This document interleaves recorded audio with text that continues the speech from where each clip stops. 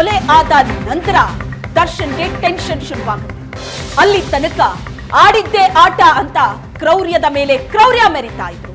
ಆದ್ರೆ ಯಾವಾಗ ರೇಣುಕಾ ಸ್ವಾಮಿ ಇನ್ನಿಲ್ಲ ಅನ್ನೋದು ಗೊತ್ತಾಗುತ್ತೋ ಆಗ ದರ್ಶನ್ ಮತ್ತು ಗ್ಯಾಂಗಿಗೆ ಟೆನ್ಷನ್ ಶುರುವಾಗತ್ತೆ. ದರ್ಶನ್ ರೇಣುಕಾ ಸ್ವಾಮಿ ಕೊಲೆ ನಂತರ ಎಷ್ಟು ಟೆನ್ಷನ್ ಅಲ್ಲಿದ್ರು ಅನ್ನೋದಕ್ಕೆ ಸಾಕ್ಷ್ಯಗಳು ಸಿಕ್ಕಿವೆ.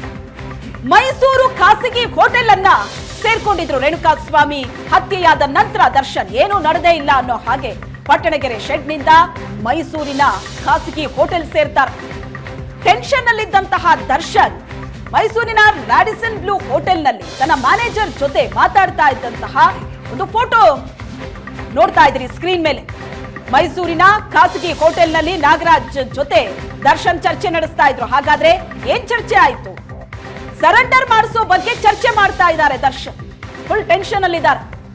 ಯಾರನ್ನ ಸರೆಂಡರ್ ಮಾಡಿಸೋದು, ಏನ್ ಮಾಡೋದು, ಹೇಗ್ ಹ್ಯಾಂಡಲ್ ಮಾಡೋದು ಅದರ ಬಗ್ಗೆ ದರ್ಶನ್ ತನ್ನ ಮ್ಯಾನೇಜರ್ ನಾಗರಾಜ್ ಜೊತೆ ಫುಲ್ ಟೆನ್ಷನ್ ಅಲ್ಲಿ ಚರ್ಚೆ ಮಾಡ್ತಾ ಇದ್ರು.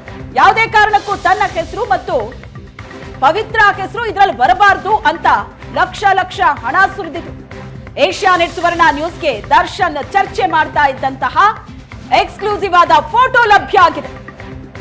ಇನ್ನಷ್ಟು ಡೀಟೇಲ್ಸ್ ಕೊಡ್ತಾರೆ ನಮ್ಮ ಪ್ರತಿನಿಧಿ ಮಂಜುನಾಥ್ ಲೈವ್ ನಲ್ಲಿದ್ದಾರೆ. ಮಂಜುನಾಥ್, ಈ ಕೊಲೆಯಲ್ಲಿ ಅಂದ್ರೆ ಮೊದಲಿಗೆ ಹಾಕಿದಂತ ಇವರ ಸ್ಕೆಚ್ ಜೊತೆಗೆ ನಡೆದಂತ ತನಿಖೆ, ರಿವೀಲ್ ಆಗ್ತಾ ಇರುವಂತಹ ಈ ಸಾಕ್ಷಿಗಳನ್ನ, ಅಧಿಕಾರಿಗಳ ತನಿಖೆಯ ಹಾದಿ, ಇವೆಲ್ಲವನ್ನ ನೋಡ್ತಾ ಇದ್ರೆ ಒಂದು ಸಸ್ಪೆನ್ಸ್ ಥ್ರಿಲ್ಲರ್ ಮೂವಿ ನೋಡ್ದಂಗೆ ಆಗ್ತಾ ಇದೆ ನಮಗೆ. ಅರುಣ್, ಖಂಡಿತವಾಗಿ ಕೂಡ ಹೌದು. ಏನು ಪಟ್ಟಣಗೆರೆ ಶೆಡ್ನಲ್ಲಿ ಏನೋ ರೇಣುಕಾ ಸ್ವಾಮಿಯನ್ನ ಕೊಲೆ ಆಗಿದೆ ಅಂತ ಹೇಳಿ ಪ್ರದೋಷ್ ಮತ್ತೆ ಪವನ್ ಏನು ದರ್ಶನ್ಗೆ ಮಾಹಿತಿಯನ್ನು ಕೊಡ್ತಾರೆ. ಆ ವೇಳೆಗೆ ಪ್ರದೋಷ್ನನ್ನ ದರ್ಶನ್ ಮನೆಗೆ ಕರ್ಸ್ಕೊಳ್ತಾನೆ. ಮನೆಗೆ ಕರ್ಸ್ಕೊಳ್ಳೋ ಸಂದರ್ಭದಲ್ಲಿ ಒಂದಷ್ಟು ವಿಚಾರಗಳನ್ನ ವಿನಿಮಯ ಮಾಡ್ಕೊಳ್ತಾರೆ. ಅಂದರೆ ಈ ಒಂದು ಪ್ರಕರಣದಲ್ಲಿ ನಮ್ಮ ಹೆಸರು ಬರ್ಬೋದು, ಅದಕ್ಕೆ ಏನು ಮಾಡಬೇಕು ಅನ್ನೋದನ್ನು ಕೂಡ ಚರ್ಚೆಯನ್ನು ಮಾಡೋ ಸಂದರ್ಭದಲ್ಲಿ ಪ್ರದೋಷ್ ಈ ಒಂದು ಮೃತದೇಹವನ್ನು ಪೊಲೀಸರ ಕೈಗೆ ಸಿಗಬೇಕು, ಸಿಕ್ಕ ನಂತರ ಮೃತದೇಹ ಈ ರೀತಿಯಾಗಿ ಸಿಕ್ಕಿರೋದಕ್ಕೆ ನಾವೇ ಕೊಲೆ ಮಾಡಿದೆ ಅಂತೇಳಿ ಒಂದಷ್ಟು ಜನ ಸರೆಂಡರ್ ಆಗಬೇಕು ಅನ್ನೋ ಒಂದು ಮಾಹಿತಿಯನ್ನು ಕೊಡ್ತಾನೆ. ಅದನ್ನು ತಲೆಯಲ್ಲಿ ಇಟ್ಕೊಂಡಂಥ ದರ್ಶನ್ ನೇರವಾಗಿ ಅಂದರೆ ತನ್ನ ಮನೆಯಿಂದ ಮೈಸೂರಿಗೆ ತೆರಳ್ತಾನೆ. ಮೈಸೂರಿಗೆ ತೆರಳಿದ ಸಂದರ್ಭದಲ್ಲಿ ತನ್ನ ಪಿ ಆಗಿರ್ತಕ್ಕಂಥ ಅಂದರೆ A1 11ನೇ ಆರೋಪಿ ಆಗಿರ್ತಕ್ಕಂಥ ನಾಗರಾಜ್ ಏನಿದ್ದಾನೆ, ನಾಗರಾಜ್ ಜೊತೆ ಚರ್ಚೆಯನ್ನು ಮಾಡ್ತಾನೆ. ಅಂದರೆ ಈಗ ಯಾರನ್ನ ನಾವು ಸರೆಂಡರ್ ಮಾಡೋದನ್ನು ಚರ್ಚೆ ಮಾಡಬೇಕು ಅನ್ನೋ ಸಂದರ್ಭದಲ್ಲಿ ಆ ಒಂದು ಫೋಟೋ ಈಗ ಏಷ್ಯಾನೆಟ್ ಸುವರ್ಣ ನ್ಯೂಸ್ಗೆ ಎಕ್ಸ್ಕ್ಲೂಸಿವ್ ಆಗಿ ಸಿಕ್ಕಿರ್ತಕ್ಕಂಥದ್ದು. ಅಲ್ಲಿ ಚರ್ಚೆಯನ್ನು ಮಾಡೋ ಸಂದರ್ಭದಲ್ಲಿ ತುಮಕೂರಿನಲ್ಲಿರ್ತಕ್ಕಂಥ ಏನು ನಿಖಿಲ್ ನಾಯ್ಕ್ ಇರ್ಬೋದು, ಕಾರ್ತಿಕ್ ಅಲಿಸ್ ಕಪ್ಪೆ ಇರ್ಬೋದು, ಮತ್ತು ರಾಘವೇಂದ್ರ ಇರ್ಬೋದು, ಇವರಿಗೆ 30 ಲಕ್ಷ ಹಣವನ್ನು ಕೊಡೋದಾಗಿ ಹೇಳ್ಕೊಂಡು ಅವರನ್ನು ಸರೆಂಡರ್ ಮಾಡಿ ಯಾವುದೇ ಕಾರಣಕ್ಕೂ ನನ್ನ ಹೆಸರಾಗಿರೋ ದರ್ಶನ್ ಆಗಿರ್ಬೋದು, ಜೊತೆಗೆ ಪವಿತ್ರ ಗೌಡ ಹೆಸರಾಗಿರ್ಬೋದು, ಇದು ಯಾವುದು ಕೂಡ ಬರಬಾರ್ದು.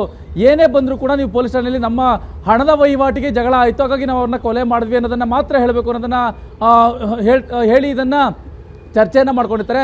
ಇದಾದ ನಂತರ ಅದೇ ರೀತಿಯಾಗಿ ಪ್ಲಾನನ್ನು ಎಕ್ಸಿಕ್ಯೂಟ್ ಮಾಡಲಿಕ್ಕೆ ತಯಾರಿ ಮಾಡಿಕೊಂಡು ಏನು ಕಾಮಾಕ್ಷಿಪಾಳ್ಯ ಪೊಲೀಸ್ ಠಾಣೆಗೆ ಕಳಿಸ್ತಾರೆ. ಆದರೆ ಪೊಲೀಸ್ನವರು ಬಹಳ ಬುದ್ಧಿವಂತರಾಗಿರ್ತಕ್ಕಂಥ ಹಿನ್ನೆಲೆಯಲ್ಲಿ ಮತ್ತು ಚಾಣಕ್ಷತನ ಇರ್ತಕ್ಕಂಥ ಹಿನ್ನೆಲೆಯಲ್ಲಿ ಅವರನ್ನು ತಮ್ಮ ಸ್ಟೈಲ್ನಲ್ಲಿ ವರ್ಕ್ ಮಾಡೋ ಸಂದರ್ಭದಲ್ಲಿ ಅವರು ನಡೆದಿರ್ತಕ್ಕಂಥ ಘಟನೆಯನ್ನು ಎಳೆಯಾಗಿ ಬಿಚ್ಚಿಟ್ಟಿರ್ತಕ್ಕಂಥದ್ದು. ಈಗ Arun, yes thank you Manjunath ಎಲ್ಲ ಡೀಟೇಲ್ಸ್.